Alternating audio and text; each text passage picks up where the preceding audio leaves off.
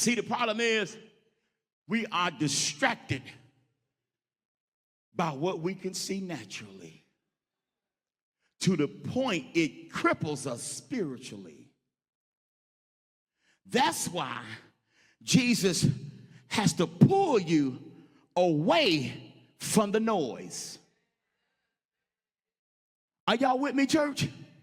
Sometimes he has to get you away from the crowd.